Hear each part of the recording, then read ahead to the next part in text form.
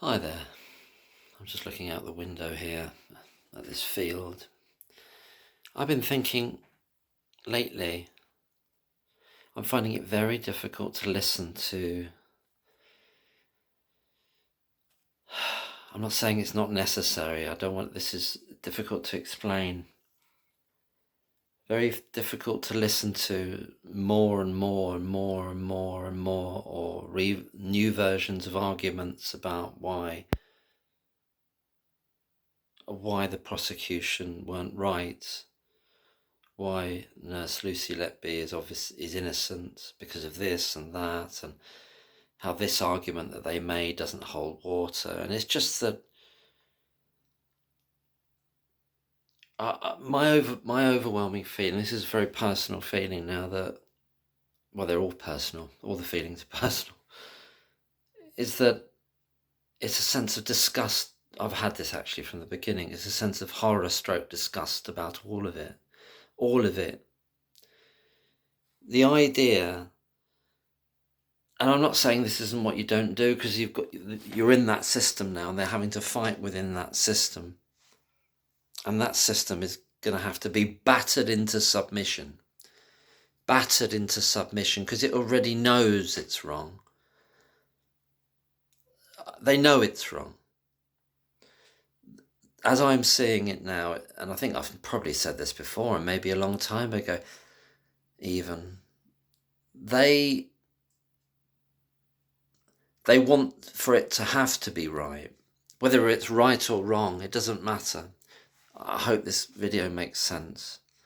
Whether what they've done is right, based on truth, reality or not, doesn't matter. It's the fact that it's been done. That's the thing that matters. That's the thing that has kind of, in their minds, everyone involved in making that happen. It's a fait accompli. The person has been found guilty, therefore is being punished. That's the thing. That's the reality now. So they're saying, well, no, that's reality now. You're trying to change reality because that's the reality. And we've gone through a process which we're telling you and we've sold to you is a good process and a process of probity and with a lot of intelligence, learned people involved in it. And no way could that process or that institution have allowed this reality to come into being if it wasn't a justified reality, i.e. the punishment. But they know, as we know, that that punishment's based on no reality whatsoever and never has been. And it didn't matter to them en route. Whether some of them convinced themselves of it because it was convenient to them, or it gave them a juicy case and some promotion and an award to win, or whether it fulfilled some other kind of pathology of wanting to be important or powerful, or some kind of weird kind of sleuth stroke expert, hero in their own lunchtime. Put that all to one side. It's become the reality for the world now. And that's the weight that everything, actual reality going against this now feels. It's as though you've got to remake the world. You've got to remake the world, every aspect of the world, in order to tip over something which is about an inch high and made of just tissue paper. And that's the paradox here. They've come up with a bunch of absolute shit, but you've got to build the Sistine Chapel and paint this beautiful thing in order to compare with it, in order to even have a chance. And even then the system will go, oh no, but this other little construction here, which is made out of tissue paper, that's just crap, it's like crunched up bit of paper. We know you've painted the Sistine Chapel ceiling, but it's beautiful and everything, but this is the reality.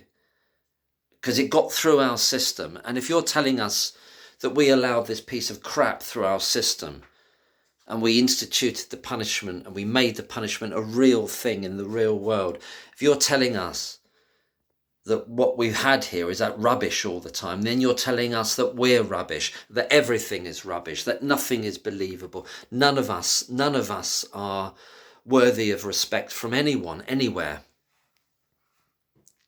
That's what's being fought here. That's what you're up against.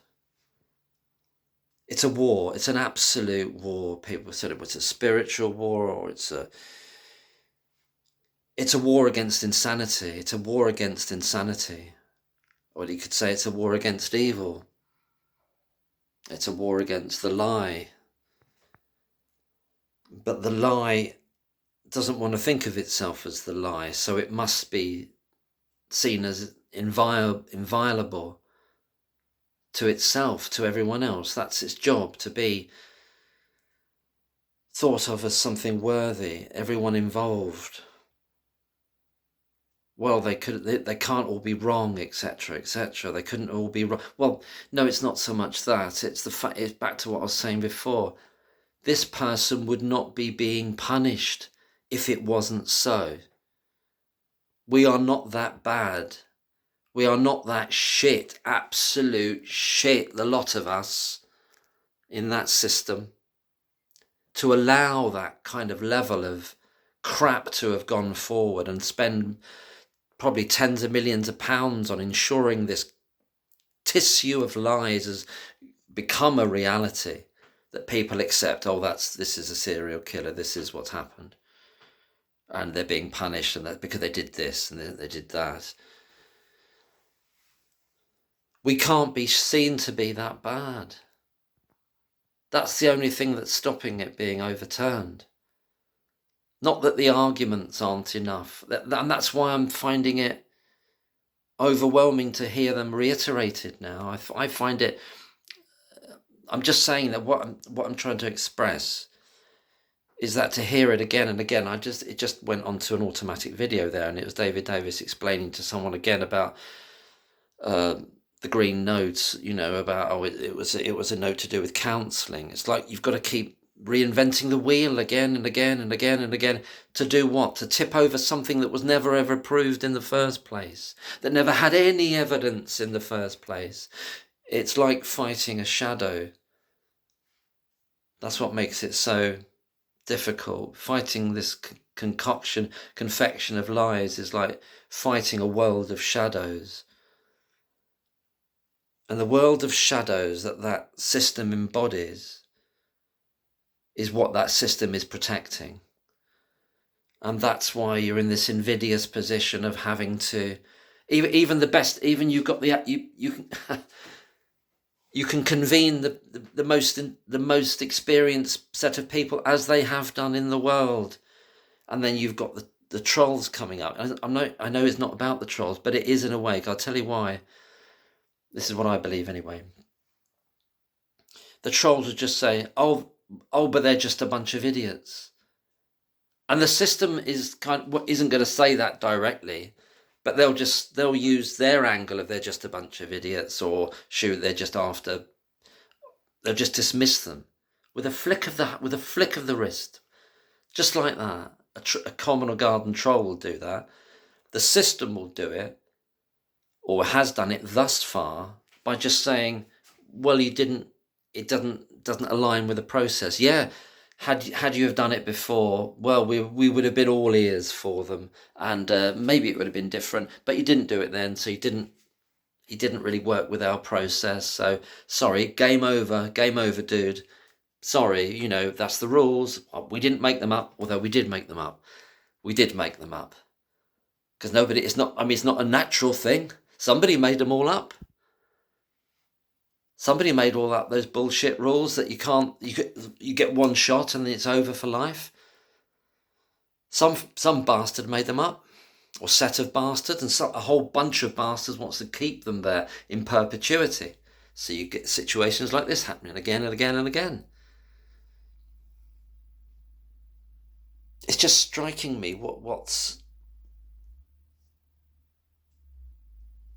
and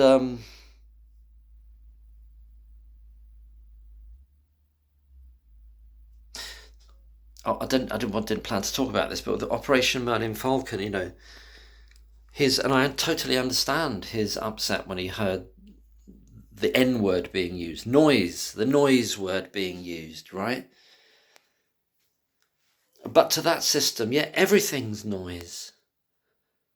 And if you have to play ball with that system, then you're going to have to deem anything that that system or the media or anyone with bad intent can use to undermine you. You're going to have to deem that as noise as well, as a kind of realpolitik. You're going to have to say, well, no, look, I'm a barrister here, and I'm dealing with matters of the law, and I've got these doctors, and they've got the convened a panel, the most experienced people in the world, 400 years of experience, etc., etc. I've got nothing to do with YouTubers here, by the way, and that's right. In that system of realpolitik, that's absolutely wrong. You can't afford to. You cannot afford to. You're fighting a kind of a, I don't want to say dragon, because dragons are, I don't think they've been maligned, dragons. You're fighting a demon here. A demon that would just, or a set of demons. Or just something that's just a vacancy. And what is that vacancy? It's a determined, absolute desire to have something be the case, whether it's not the case or whether it's the case or not. And they just say, well, no, this is the case. That's why the standard reply from the CPS is the 1 or 2 line thing. Like a machine, you could just program the most simple machine to do it, couldn't you? A toaster could do it. But she's been found guilty. And that's our answer. We know you're criticising us, and we're not going to explain all these things that we did, like put the police off, well, if that did indeed happen, from using that statistician. We're not going to do any of that. We're just going to say she was found guilty. It's like a brutish. This is just raw power. It's raw power.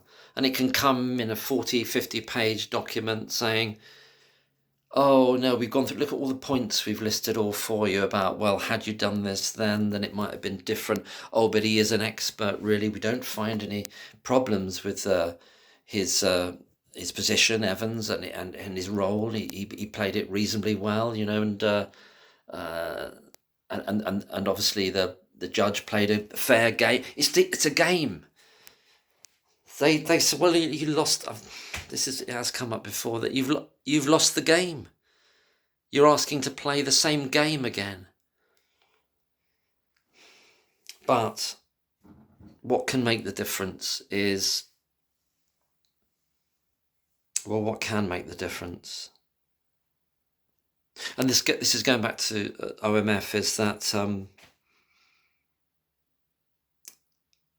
going back to OMF is that it doesn't matter what anyone thinks of any other line of attack on these lies, on this injustice.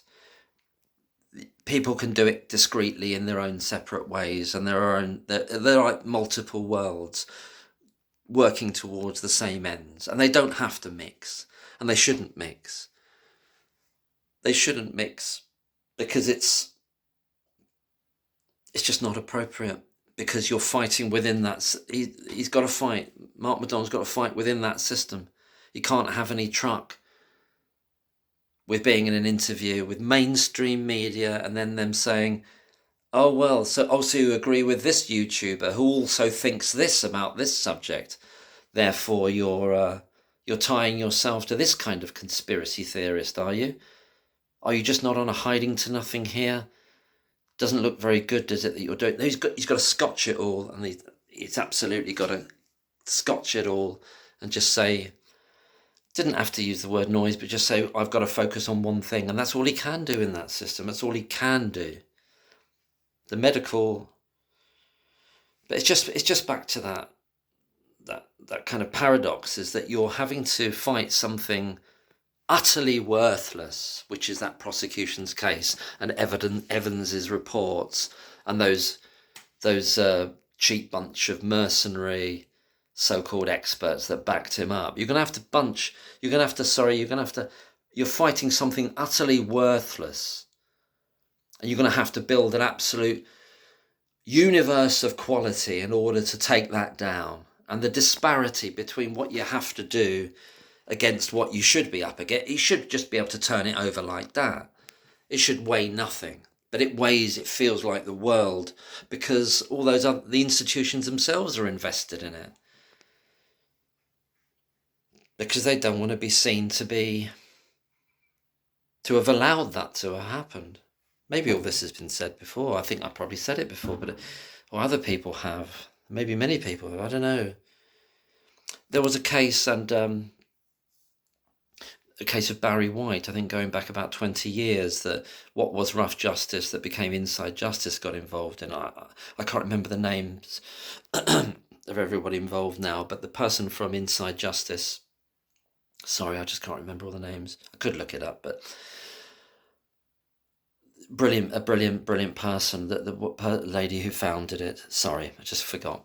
Anyway, they had to challenge this absolute worthless trash junk science crap from the prosecution that was just a piece of crap that got this person done for murder when it wasn't him at all, and it was somebody else down the line, that they found somebody else much later, and somebody else done for assisting a murder as well, and it was to do with a cigarette lighter and little.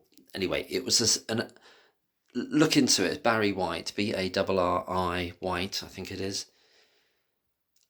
What the defence had to do, with the help of Inside Justice, they had to build a case by getting these actual experts, people who really cared about the truth. They had to spend years and years doing these tests and getting all their students, because they worked on one, I think, was at Oxford or Cambridge University, getting them to do all these tests over this massive extended period of time to build up this document to get them to accept a retrial, and then the person was found. There was no case to answer because it was junk science. That's the long and the short of it at the end. Absolute junk science. In the same that Evans is absolute junk. He's a junk individual. He's a junk individual. But you just got to build a pristine city of truth to knock down this junk individual.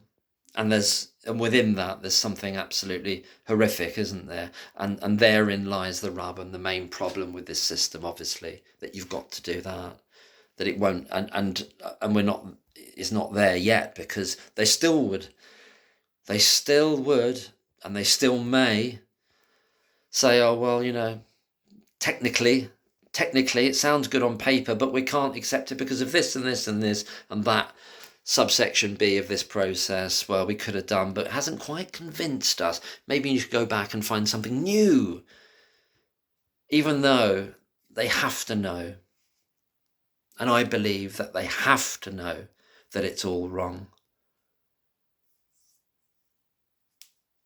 I don't know, there might be some people out there for other psychological maladies or twisted natures want this innocent person in prison, or just wants the fiction to have slipped over so perfectly that it's a fact to them. It's just a fact. And then they're bolstered by the idea that, well, it's not the idea. They're bolstered by the fact of the conviction. And the sentence is being carried out. They're bolstered by that, but they want their story. They want their story. The police want the feather in their cap of capturing the person. I mean, it's just feeling ancient now, like it's an ancient. And I don't mean this in any light way, but it's utterly absurd. Everything about this, the most sinister, the most evil aspect of this is its absurdity, is the absurdity that you can build something like this, that prosecution, out of nothing, out of no evidence, nothing. And then you're in a game of them, of having almost like to go along with the lie that any of it was evidence at all. None of it ever was. So that's the kind of shadow you're having to, trying to punch a shadow, you know, and it's not really having much effect on it. But anyway, just to bring it to a close, there are multiple fronts of the battle. One is within that system in which you can't ally yourself to people online. Really can't really do that. You've got to, you know, keep a very pure line as a kind of realpolitik, because you're in that world and you're in that system, and you're working with, quite appropriately, with the best people in the world in terms of the neonatology world and other aspects of science and medicine. That's the line. That's the line you've got to go with, isn't it?